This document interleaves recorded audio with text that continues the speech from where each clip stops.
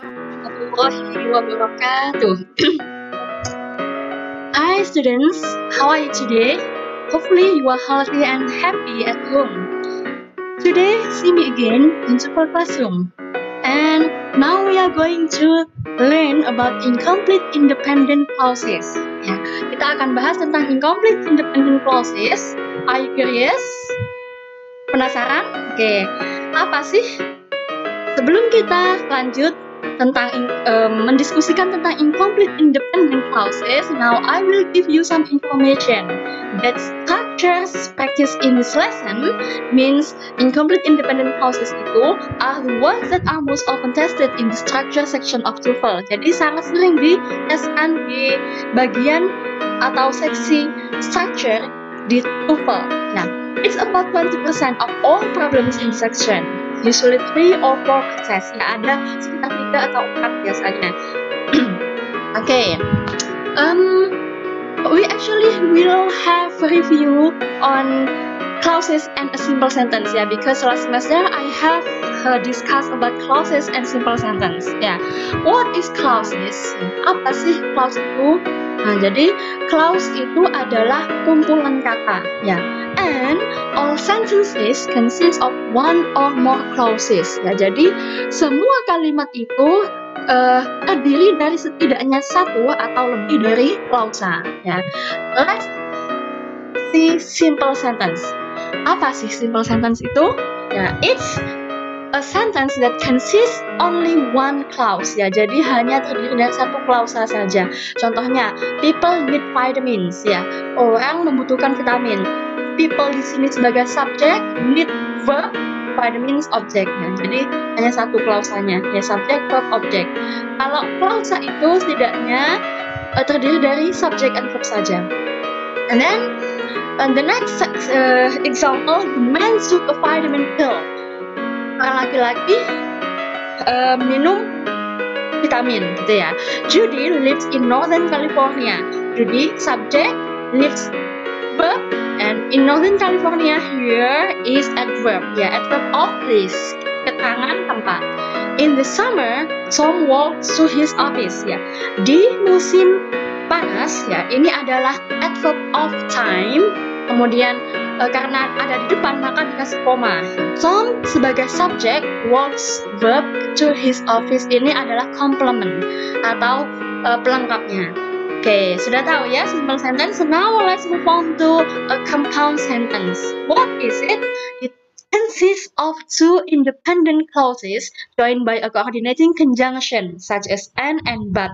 Ya, jadi kalau compound sentence itu terdiri dari dua klausa yang independen. Independen apa sih? Bebas, ya, bebas atau mandiri, bisa berdiri sendiri. Jadi kalaupun klausnya itu dipisah, maka masih bisa ada artinya atau masih masuk akal, make sense, ya.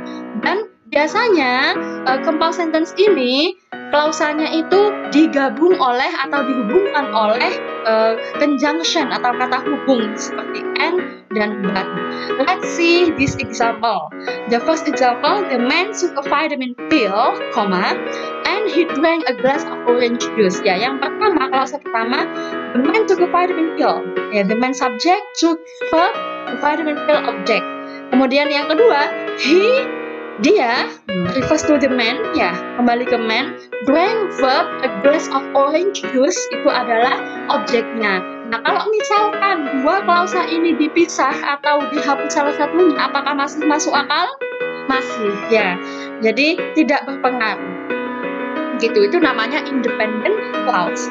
Kemudian contoh yang kedua, Judy lives in Northern California now.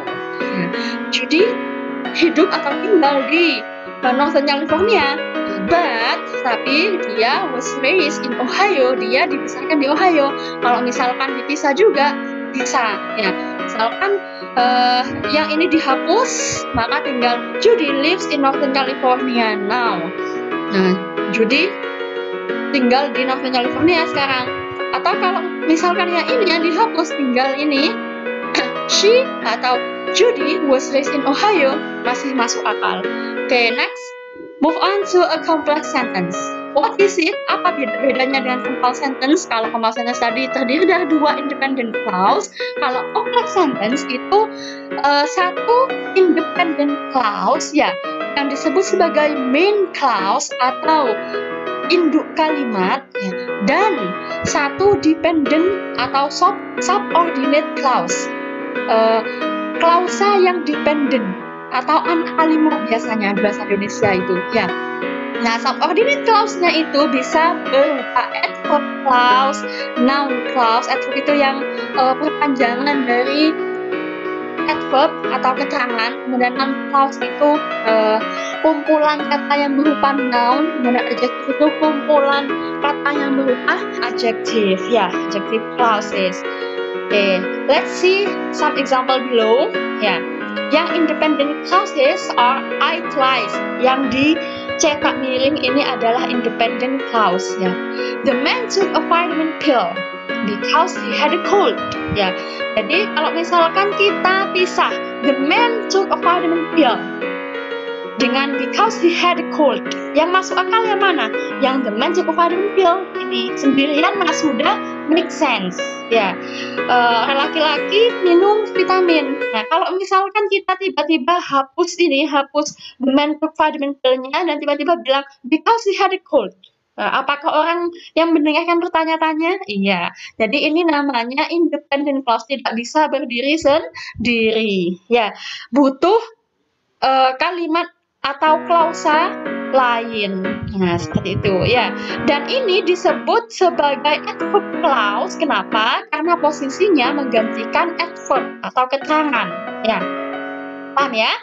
Oke. The man took a vitamin pill because he had a cold.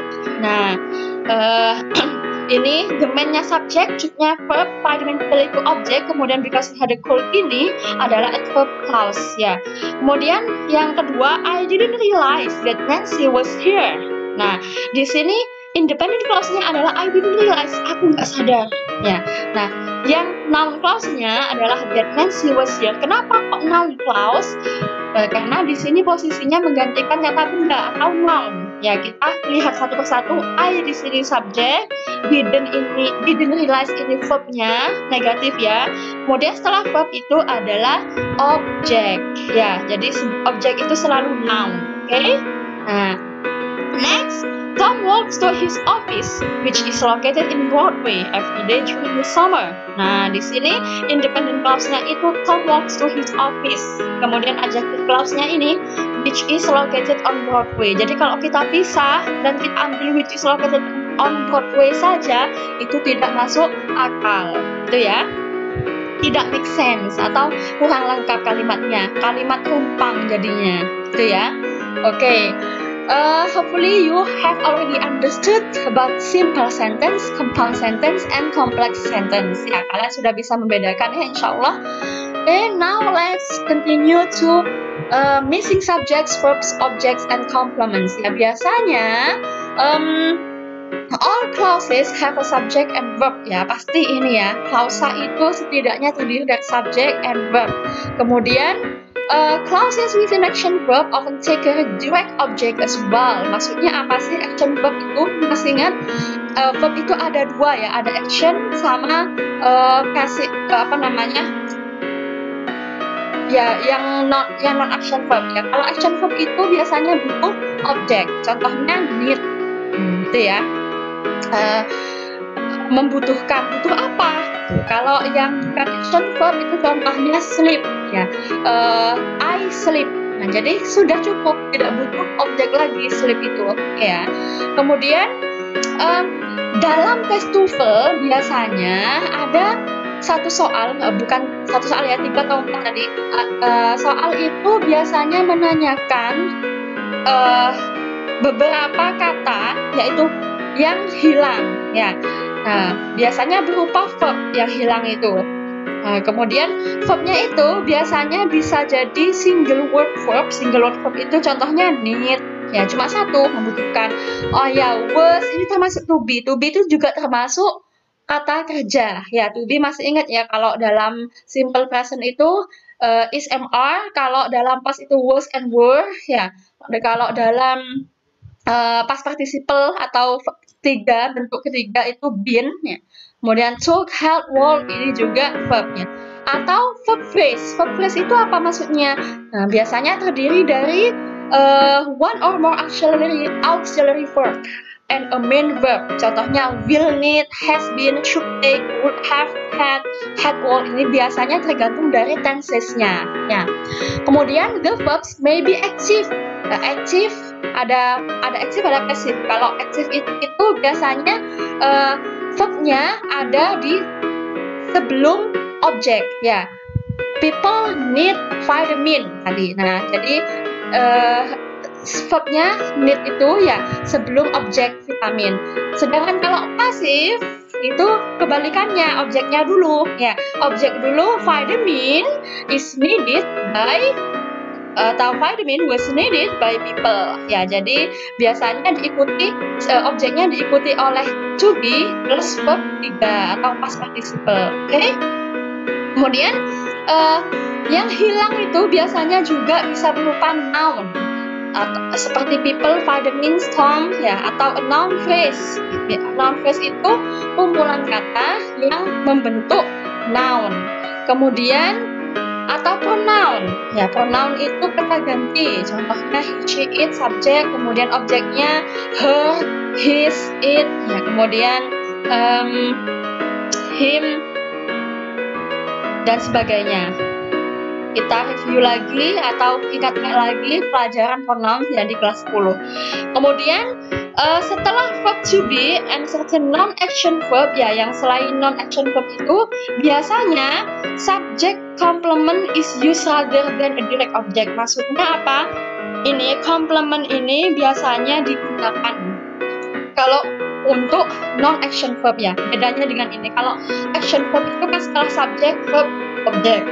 Nah, sedangkan kalau non-action verb setelah subject, to be biasanya ya, atau non-action verb ini is itu to be, sim itu non-action verb ya, atau sleep itu juga non-action verb. Nah, ada complement.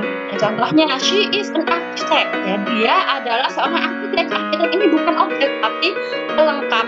Kemudian teacher seem upset, subject, kemudian non-action verb upset itu juga complement, kecewa. Sama dengan contoh yang saya kasih tadi, I sleep every night ya, I itu subjek, sleep itu non-action verb, every night itu adalah complement bukan objek ya. Next ini hanya informasi ya. Jadi kalau di TOEFL itu biasanya elemen itu ya tadi verb, noun atau adjektif yang baik single ataupun berupa fase itu biasanya hilang ya. Dan harus dicari di pilihan gandanya. Oke.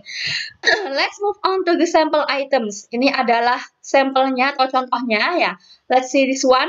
The art of storytelling bla bla bla almost as old as humanity.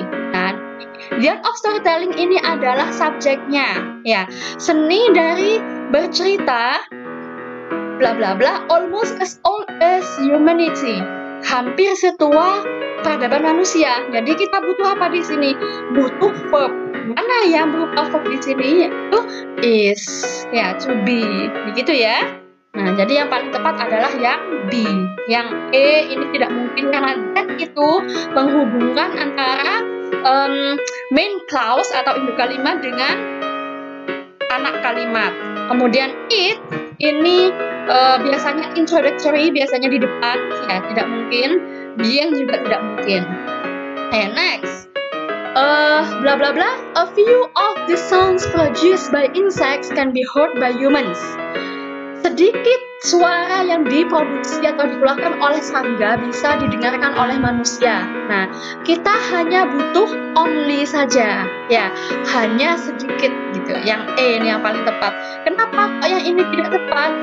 Kalau ini there are only, nah kalau a few itu sedikit ya, maka singular termasuk singular. Maka kalau are ini indikasi to be untuk plural maka salah ya. Kemudian that only, that ini biasanya tidak pernah di depan karena ini menghubung antara main clause dengan sub clause-nya, subordinate clause-nya ya. Kemudian yang di ini with juga tidak di depan. Oke. Selanjutnya bla bla bla. When lava cools very rapidly, ketika lava dingin sangat cepat. Apa ini ya? Nah, berarti butuh kalimat setidaknya frase yang terdiri dari subject and verb.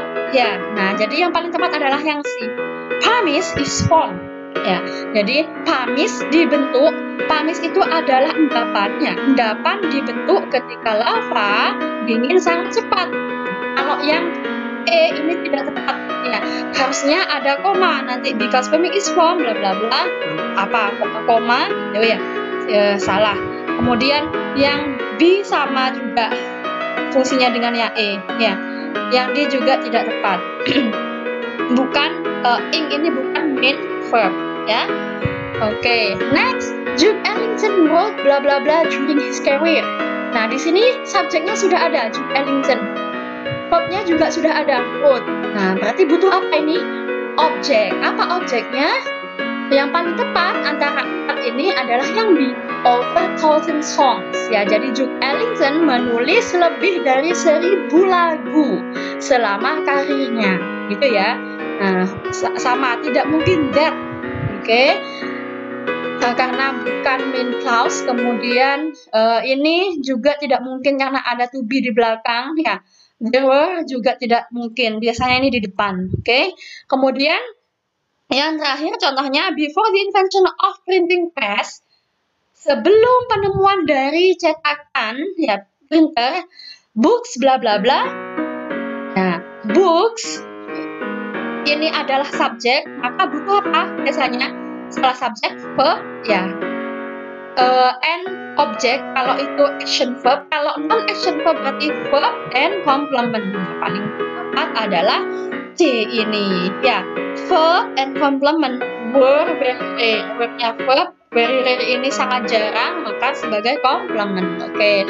Next, move on to clauses with there and it. Nah, jadi there and it ini biasanya sebagai introductory words, ya. Dan beberapa klausa itu diawali oleh there and it daripada sebagai subjek. Biasanya there and it ini ada kalau subjeknya itu nggak ada, gitu. Ya. Nah, ini namanya atau sebutannya sebagai expletives. Oke. The expletive there shows that someone or something exists. Nah, jadi fungsinya expletive there ini adalah untuk menunjukkan bahwa seseorang atau sesuatu itu ada, gitu, atau eksis, ya. Dan biasanya di patternnya atau rumusnya itu setelah there itu verb to be, ya, plus subject. Contohnya, there are many skyscrapers in New York City. Setelah expletive there itu to be, ya, kemudian many skyscrapers itu subjeknya, ya. Kemudian there was a good movie on television like last night, ya. Setelah expletive there ada to be, kemudian ada subjeknya. Oke. Nah, di sini menunjukkan keberadaannya skyscraper atau gedung menjaga langit di New York.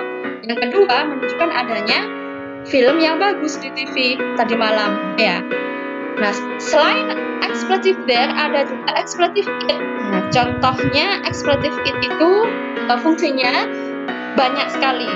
Yang pertama, digunakan dengan verb to be plus adjective plus infinitive. Contohnya ini, it, ya.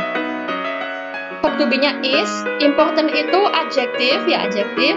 Kemudian to, it is important to. Nah, biasanya sering ini keluar, it is important to bla bla bla, ya. Kemudian yang kedua, it was in 1959 that Alaska became a state, ya. Biasanya setelah it itu ada verb to be dan ada adverb. Nah, di sini adverbnya adverb of time. Kemudian diikuti oleh noun clause. Nah, ini noun clause, makanya ada that-nya, ya. Kemudian yang ketiga, it takes a long time to learn a language. Nah, biasanya ini digunakan untuk time phrase, ya. Setelah to take, ya setelah it itu ada to take-nya, ada time phrase-nya plus infinitive. It takes a long time to learn a language. Kemudian selanjutnya it was David who did most of the work, ya dengan verb to be. Kemudian noun, ini noun David itu, kemudian relative clause-nya, ya makanya ada who-nya, ya penghubungnya. Adalah David yang mengerjakan pekerjaan paling banyak. Oke, kita lihat contohnya ya. In Michigan, bla bla bla, over 600 feet deep. Ya, di Michigan. Nah, ini adverb of place ya. Maka di sini pasti butuh apa? Expletive ya. Karena diikuti oleh over 600 feet deep. Ya, ini apa namanya? Complement ya. Jadi paling tepat adalah yang D. There are salt deposits. Ada simpanan garam, gitu ya. Kalau yang E ini juga mungkin salt deposits over, kurang lengkap umpang. Kalau yang B juga tidak tepat. Where salt deposits are over, nggak tepat juga umpang ya. Yang C having salt deposits nggak lengkap juga. Oke. Paling lengkap adalah there are salt deposits. Ada simpanan garam di bawah lebih dari 600 kaki dalamnya ya. Kemudian yang terakhir yang mana jelas ini ya, it takes a tomato plant from 75 to 85 days to develop into a mature plant with ripe fruit ya.